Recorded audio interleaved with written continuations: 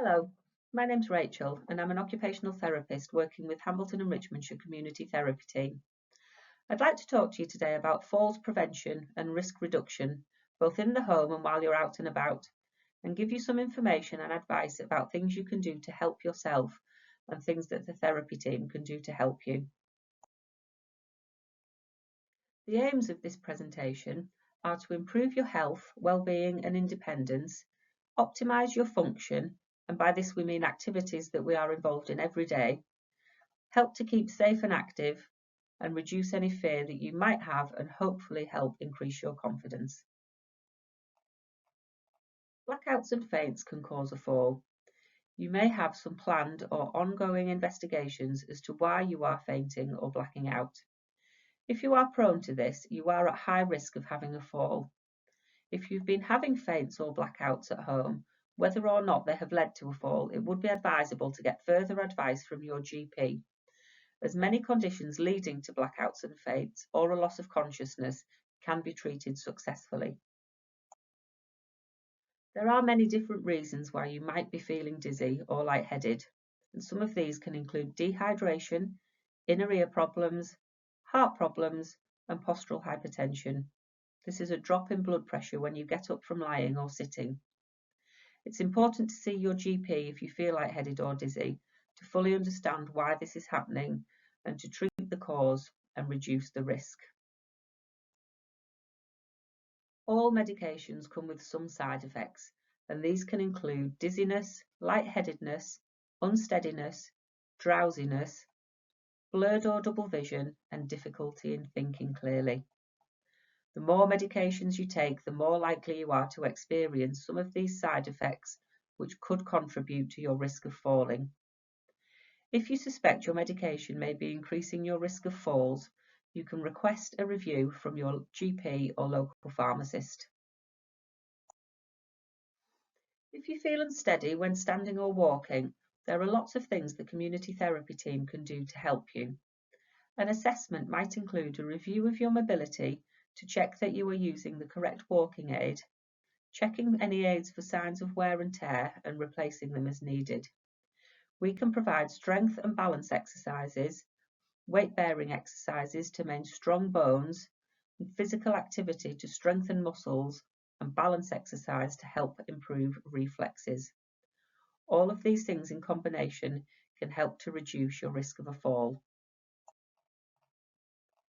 Looking after your feet can help prevent problems such as corns, calluses, bunions, and ingrowing toenails, all of which can make people unsteady on their feet and at risk of a fall.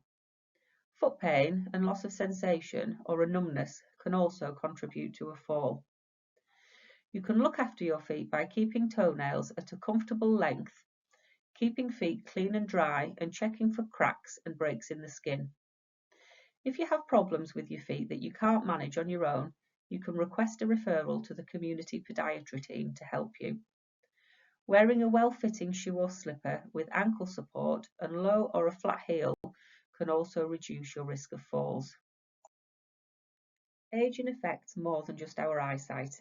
It can decrease contrast sensitivity, alter depth perception, and cause some visual disturbances, all of which can make you more likely to fall.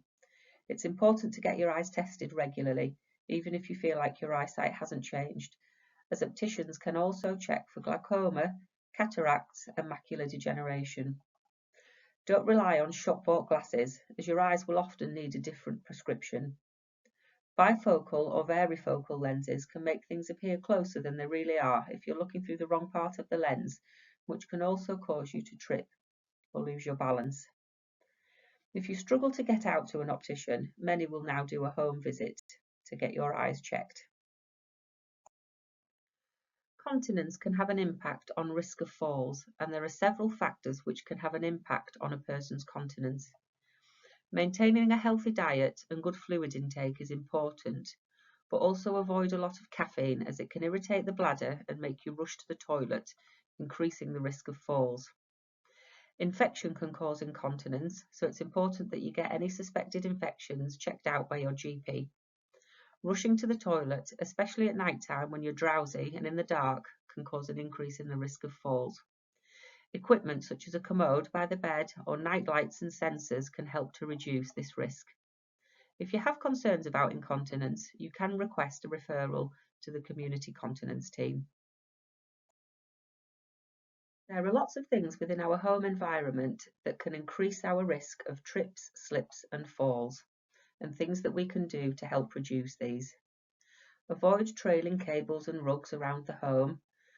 If you need to have a rug, make sure it's taped down and is secure. Have a bedside light that's easily accessible and always use it during night time.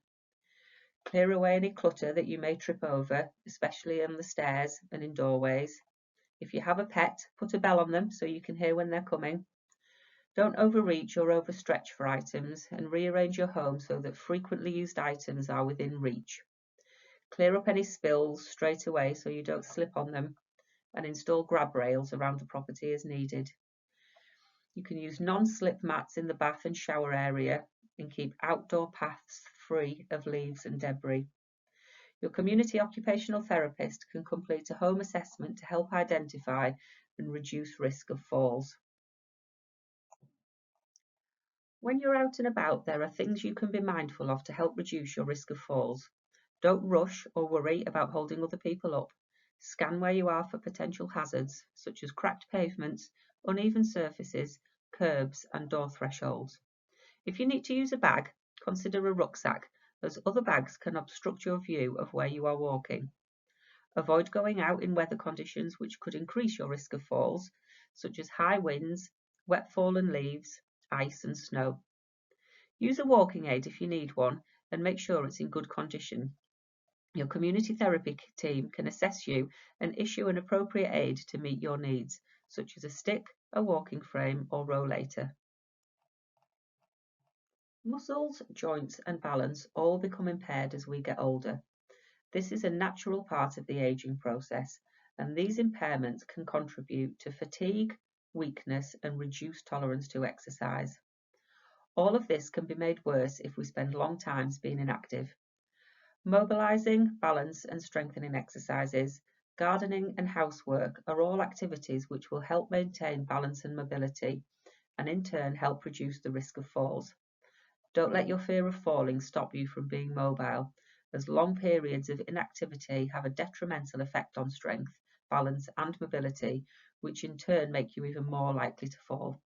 Your community physiotherapist can provide you with an individualised exercise programme to complete at home, which will help to improve your strength, balance and confidence.